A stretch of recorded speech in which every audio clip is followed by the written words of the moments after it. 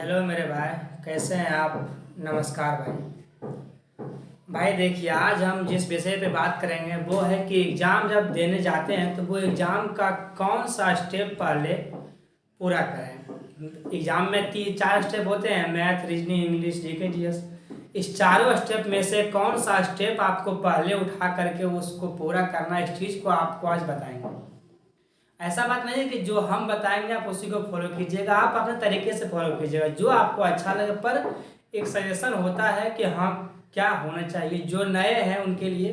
अभी आप जो जान रहे हैं कि एग्ज़ाम चल रहा है एमटीएस का, और इस एमटीएस के एग्ज़ाम में कितने होंगे जो नए होंगे, जो फॉर्म नए भरे होंगे, उनको ये पता नहीं होगा कि हाँ एग्ज़ाम के लिए जाना है तो कौन सा स्टेप पहले लेना है, कौन सा बाद में लेना है। इस चीज़ को आप देखिएगा कि हाँ क्या करना है। देखिए, अभी अभी अभी अभी हम रिसेंटली दे के आए हैं एग्जाम एमटीएस का। तो एमटीएस का जो पेपर है वो बहुत अच्छे लेवल का है, पर सही है, ठीक है। मैथ का जो सवाल है वो भी सही है, जो सवाल रीजनिंग का है वो भी सही है, तो वो सब सवाल सही है। तो आप अगर देखें कि कौन सा स्टेप आपको पहले उठाना है। सबसे पहले अगर बात करें हम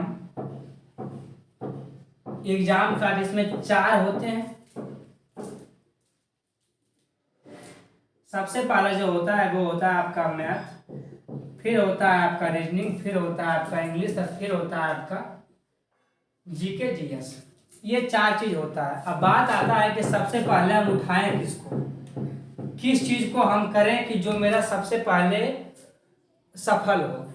तो ऐसा कोई बात नहीं है, आपको जो मर्जी हो उठा लीजिए। पर एक बात आप लोग जान लीजिए, एक बात समझिए, अगर आपको जीके जीएस आता है तो इसको बनाने में कितना समय है? 5 मिनट काफ़ी है। अगर आपको जीके जीएस आता है तो इसको पूरा का पूरा टिक मारने में, 25 के 25 सवाल को टिक मारने में 5 मिनट काफ़ी है। बस इतना ही काफ़ी है, 5 मिनट। अभी एक काम कीजिए, आप एग्जाम में जाइए तो उसके लिए अभी इसको आप स्किप करिए। इसको अभी आप इस पेज को मत खोलिएगा, जो आपका पेज होता है जीके जीएस का, उस पेज को आप मत खोलिएगा। अब बात आता है इंग्लिश का। तो इंग्लिश उसी से बनेगा जिसको इंग्लिश आता है। आप तुक्केबाजी से या फिर माइंड लगाकर नहीं कर सकते हैं। इंग्लिश में ऑप्शन से ज़्यादा सवाल होते हैं। इंग्लिश का जो भी इंग्लिश का सवाल करते हैं वो ऑप्शन से ज़्यादा सवाल को कर देते हैं, क्योंकि उनको पता है कि हाँ ये ऑप्शन नहीं होने वाला, यही ऑप्शन होगा, और वो कॉन्फिडेंस मार के आते हैं, वो उसका सही हो जाता है। तो इंग्लिश को, इसको भी आप, अगर इसको भी आप जानते हैं, ये भी 10 मिनट काफ़ी है, ये आपका ले लेगा 5 मिनट, 10 मिनट, 15 मिनट। अब जो आपका मेन आता है वो आता है मैथ और रीजनिंग का। कि मैथ और रीजनिंग में ये दोनों में कौन सा उठाएं, ये दोनों में आपको जो मर्जी उठा लीजिए, दोनों अपने आप में है। इससे ये थोड़ा सा कम है, 2-4 पॉइंट इसे कह सकते हैं, इससे ज़्यादा इसको आप नहीं बोल सकते हैं। इसमें थोड़ा सा कम है, 2 या 4 पॉइंट, इससे लेवल थोड़ा सा कम होता है। पर आप ये दोनों से कोई भी उठा सकते हैं। आप मैथ को अगर उठाते हैं तो अच्छी बात है। देखिए होता क्या है, जो सवाल आपको जीके जीएस में आता है वो सवाल को आप 1 सेकंड में कर सकते हैं। पर क्या जो सवाल आपको मैथ में आता है उस सवाल को आप 1 सेकंड में कर पाइएगा? आपके सामने जो सवाल दिया हुआ है उस सवाल को आप जान रहे हैं कि हाँ ये सवाल हमसे ऐसे बन जाएगा, पर आप ही सोच के देखिए कि क्या जो वो मेरा 1 सेकंड में बन जाएगा। मैथ का कोई भी सवाल आपको आए या ना आए, अगर आता है तो आपको 30 सेकंड कम से कम समय लेगा वो बनाने के लिए। वो कम से कम लेगा तो 30 सेकंड, इससे वो कम समय का नहीं लेगा। और ये मैथ जीके जीएस अगर आपको आता है तो 1 सेकंड काफ़ी है पढ़कर टिक मारने में, काफ़ी है। 1 से 2 सेकंड में आप टिक मार के आगे बढ़ जाइएगा नेक्स्ट करके। अब मैथ देखिए, मैथ अगर आपको आता है और नहीं अगर आता है तो आपका लेगा ये कम से कम 30 सेकंड, और नहीं आता है तो कम से कम 1 मिनट, उससे ये कम नहीं लेगा। तो सबसे पहले आप जाइए और इसी पर अटैक कीजिए, मैथ पर।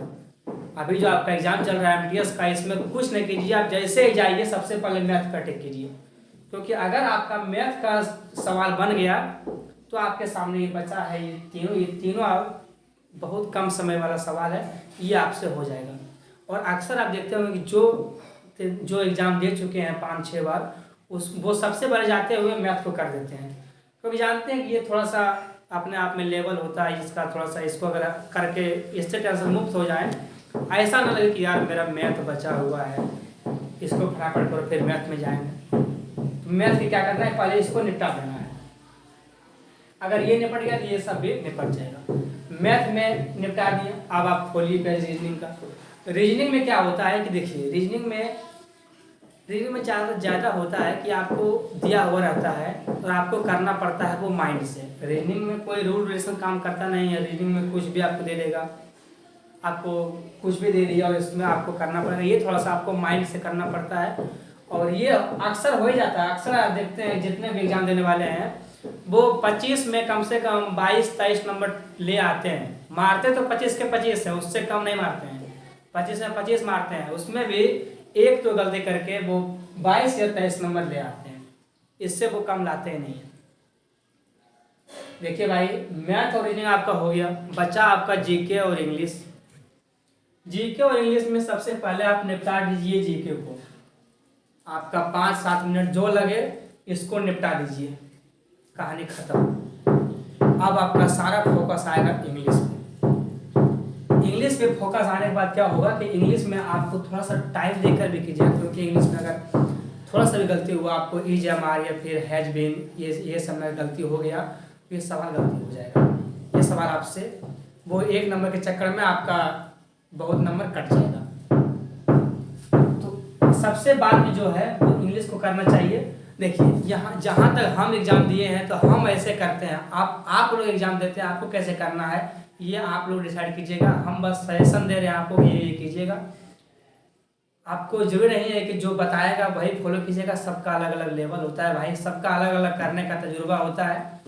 उस चीज़ को पहचाने, अपने शक्ति को पहचाने और उसका प्रयोग करें। किसी के बताने, किसी के कहने से कुछ भी नहीं होता है भाई, ठीक। पर मेरा जहाँ तक है कि आप इंग्लिश को थोड़ा सा बाद में करेंगे तो क्या होगा कि जो सारा फोकस होगा वो आपका इंग्लिश पे होगा। और एक बात और, आप लोग क्या करते हैं कि मैथ में घुसते हैं, मैथ का कुछ सवाल बना के रीजनिंग में आ जाते हैं। इसको बोलते हैं कि इसको बाद में बनाएंगे, इस सवाल करने इसको बाद में बनाएंगे। रीजनिंग में आकर के आप इसका कुछ सवाल करके इससे बाहर निकल के आते हैं इंग्लिश में और सोचते हैं कि इसको थोड़ा सा बाद में बनाएंगे। ऐसा बिल्कुल ना करें आप लोग, क्योंकि आपके पास इतना समय नहीं होता है कि आप रीजनिंग में जाकर फिर से उस सवाल को ढूंढने कि हाँ मैं कौन सवाल नहीं बना पाया हूँ। वैसे वहाँ दिया हुआ रहता है कि जो आपका सवाल बन गया है वो टिक हुआ रहता है ग्रेड में, जो नहीं रहता है वो रहता है रेड में। पर ये गलत बात है। आप जिस भी पेज को खोलें उस पेज को संतुष्टि से उस पेज को करके निकले। वो वहाँ पर मान लें कि हाँ भाई ये सवाल, जितना सवाल आप उस पेज को खोलते हुए आपको जितना सवाल उस पेज से हो रहा है उस सारा सवाल को आप करके उस पेज से बाहर आइए, उसको आप करके ही बाहर आइए। आपसे अगर हो रहा है तो आप कर दीजिए, नहीं हो रहा है तो आप उसको बाहर आइए और फिर उस पेज में जाने की उम्मीद मात्र 5% रखिए कि समय बचेगा तब वहाँ जाके वो सवाल हम कर देंगे। क्योंकि 1 घंटा का आपका टाइम होता है। खैर MTS में तो टाइम होता है 90 मिनट का, पर और में भी 1 घंटा होता है। जैसे CSL हो गया, इसमें टाइम होता है 1 घंटा। लेकिन जो आपका MTS चल रहा है इसमें टाइम होता है 1.5 घंटे का।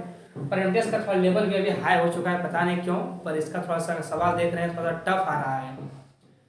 उसके बाद जो आप मेरा कहना है कि जो आप पेज को खोलें उस पेज को आप अच्छे तरीके से करके उससे बाहर आएँ। इससे आपका क्या होगा कि आपका जो अंदर फिर उसमें जो जाने का रहेगा वो नहीं होगा कि हाँ हमको फिर यहाँ से वापस आके इसमें चेक करना है कि हाँ कौन सवाल हुआ है या नहीं हुआ है। इस चीज़ को आपका जो डर है वो डर नहीं रहेगा, ठीक। तो भाई देखिए, आपका जो मर्जी है वो कीजिए, किसी के कहने किसी करने से कुछ नहीं होता है। मैं तो बस एक क्योंकि देखिए अभी पेपर दे के आया हूँ, मैथ बना के आया हूँ। मैथ का लेवल सही है, मैथ का लेवल है सही भाई। अगर SSC का एग्ज़ाम दे रहे हैं आप और MTS का एग्ज़ाम दे रहे हैं तो मैथ का लेवल सही है, उससे लेवल कम नहीं हो सकता है। थोड़ा सा हार्ड है पर वो मैथ का लेवल सही है। रीजनिंग है तो रीजनिंग तो अलग अलग ढंग से आता है। रीजनिंग का कोई लेवल है, कोई लेवल नहीं भी है, हाई लो ये होते रहता है, ये आपको देखना है। और बाकी बात ये सब तो जीके, जैसे इसमें ज़्यादा करंट अफेयर में ज़्यादा पूछा गया है। तो करंट अफेयर को आप देखें, करंट अफेयर आपको पढ़ने के लिए आपको उसको रोज़ के रोज़ पढ़ना पड़ेगा। और आजकल का जो है ना GK GS को आपको रोज़ के रोज़ पढ़ना ही पड़ेगा। करंट अफेयर्स क्योंकि ये करंट अफेयर्स अभी इतना ज़्यादा चल रहा है कि आपको अगर 25 नंबर की जीएस है तो इसमें आपको तकरीबन 7 से 8 करंट अफेयर्स रहते हैं, उससे कम आपको नहीं रहेगा। 7 से 8 करंट अफेयर, इससे कम आपको नहीं मिलेगा करंट अफेयर्स। तो ये तो आपको पर डे पढ़ना पड़ेगा करंट अफेयर्स को, चाहे आप बुक से पढ़ें या ऑनलाइन से पढ़ें, ये आपकी मर्जी, पर ये आपको पढ़ना पड़ेगा। और वैसे किसी भी एग्जाम को निकालने के लिए आपको सब पढ़ना पड़ेगा। ऐसा बात नहीं है कि आप सिर्फ मैथ को पढ़ लिए तो आपसे सिर्फ मैथ से एग्जाम निकल जाएगा, या तो फिर आप इंग्लिश को पढ़ लीजिए इससे एग्जाम निकल जाएगा। आपको ये चारों को एवरेज लेकर के चलना है। इस एवरेज के साथ अगर चलते हैं तो ही आपका ज़िंदगी सफल है। अगर आप एवरेज को लेकर नहीं चलते हैं तो आप एग्ज़ाम को अटेम्प्ट नहीं कर पाइएगा, क्योंकि एग्ज़ाम किसी एक पर चलता नहीं, एग्ज़ाम चारों के लेवल पे चलता है, उसको मिला के चलता है। ठीक, चलिए भाई, आप देखिए इतना बता दिया। भाई आपका जो मर्जी होगा कीजिएगा। अब आप कुछ नहीं बताएंगे, ये ख़त्म हो गया। ठीक है, उसके बाद अगर अच्छा लगा आपको जानकारी, ने लगा कि सही बता रहे हैं, तो भाई वीडियो को लाइक और सब्सक्राइब करके जाइएगा।